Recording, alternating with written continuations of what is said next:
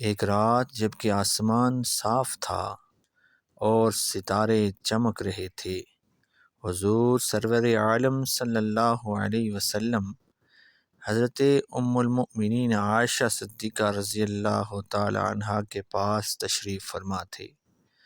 حضرت عائشہ نے آسمان کی طرف دیکھ کر حضور سے دریافت فرمایا، یا رسول اللہ، جتنے آسمان کے تارے ہیں اتنی کسی شخص کی نیکیاں بھی ہیں؟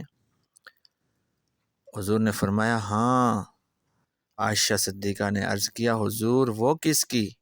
حضور نے فرمایا عمر کی۔ ام المؤمنین عائشہ صدیقہ کا خیال تھا کہ حضور صدیق اکبر کا نام لیں گے، مگر حضرت عمر کا نام سن کر عائشہ صدیقہ نے عرض کیا، یا رسول اللہ، اور میرے والد کی نیکیاں کدھر گئیں؟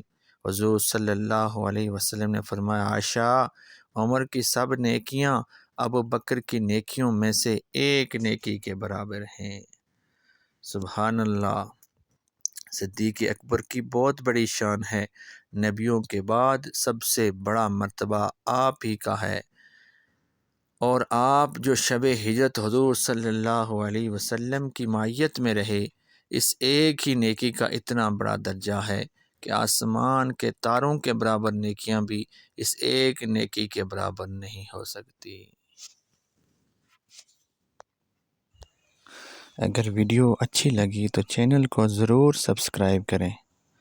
جزاک اللہ۔